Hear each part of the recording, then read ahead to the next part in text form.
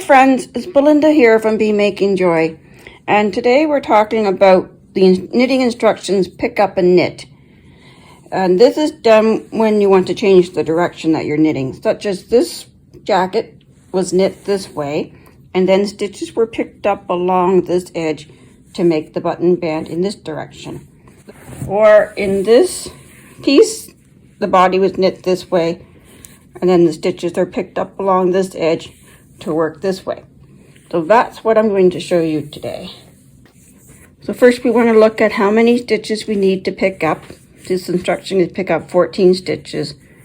Work out where that's going to start and end. So I'm going to end. I want to line up with this edge, so I'm going to end here. So I'm going to count my 14 stitches.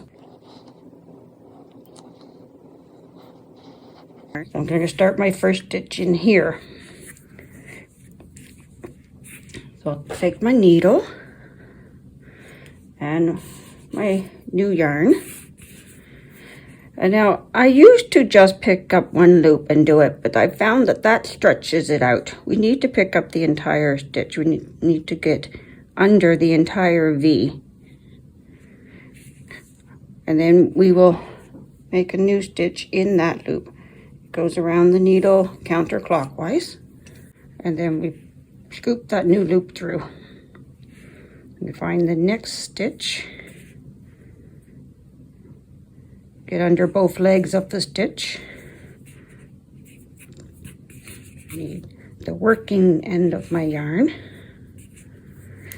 around the needle and scoop it through. And it can be tight. And a trick often, if your stitches are too tight, is to get into them with a crochet hook. Maybe a smaller crochet hook. Then pick up the stitch with the crochet hook, pull it through, and then put that on the needle. Now in some cases you might want to be picking up more stitches than what's seen here, so in those cases it might go into the same stitch twice. In other cases you're picking up fewer stitches and you might have to skip a V. So usually the instructions will say something like pick up every second or third stitch, or pick up X number of stitches along the whole row. When you finish the row, count your stitches, see how close you are to the total you need. If you're off by a lot, rip it out, try again. Maybe you need to pick up fewer stitches, maybe you need to pick up more stitches throughout. In this case, I can tell I missed a stitch here. And it's a short piece, I'll rip it out and try it again. But if it was a long piece and I'm only off by 1 or 2 stitches, I'll budget. I'll put a stitch marker in where I want to add another stitch. And when I come back up on the next row, I'll just add another stitch on that row. By going under the V's instead of into the V's, we've made a nice even join that's not going to stretch out.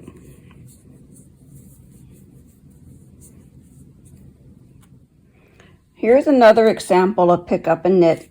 I'm doing it across the wrong side because I'm making a pocket.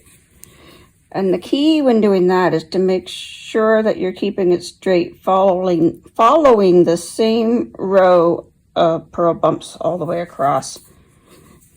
And notice each row of purl bumps, each ridge has a smiley and a frowny is what we can refer to them as. So I'm going to pick up every smiley across the row.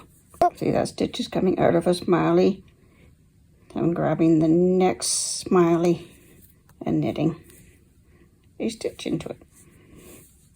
Follow the ridge, grab the next smiley, make another stitch. So I find I have to stretch it a little bit so I can see where the next one is.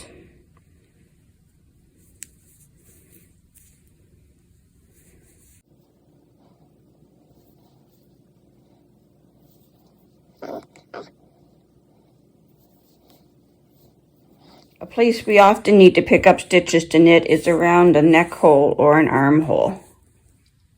Our patterns will tell us to pick up a certain number of stitches evenly spaced along the edge. In this case, for my size, I need 70 stitches evenly spaced along the armhole. So I'm going to mark my starting point and my midpoint and make sure I have 35 stitches on either side of those markers. I've placed those markers just off from the edge so they're not going to be in my way. And I've counted, I've got 30 selvage stitches on the vertical on either side. And then I've got 7 stitches across the horizontal on either side of a center marker. So what I've decided I'm going to do is pick up 5 stitches across this horizontal and then pick up all the selvage stitches to get 35 stitches on each side. So starting at the center bottom of the armhole, I'm going to go through the stitch. Remember, we want to pick up both legs of the stitch for strength, for durability, so it doesn't stretch out. Grab our new yarn and pull it through. Making sure we've left a nice long tail because we might need that later for closing up the armhole. And I'm going to skip the next stitch because I want it only 5 along here. Get the working end of the yarn. And I cross them for a holding stitch. And pull it through. And just skip the next one, I think. And then do the next 2.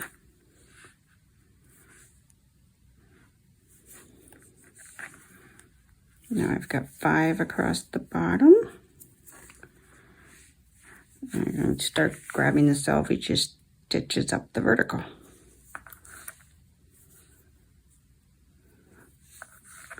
Again, making sure we're going through both legs.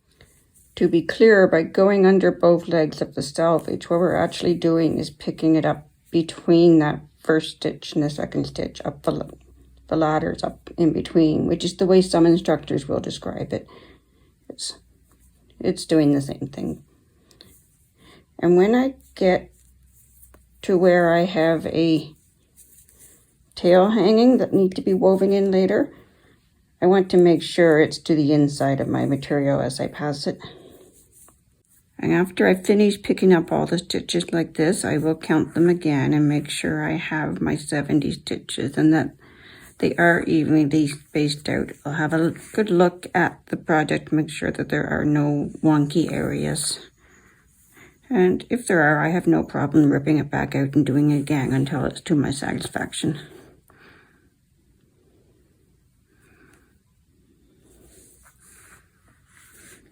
Okay, I'm satisfied with this. I've got the correct number of stitches. They're evenly spaced around. I've got no gaps or bulges. Like even my insides look neat. Isn't that a bonus? But now I'm ready to start the knitting.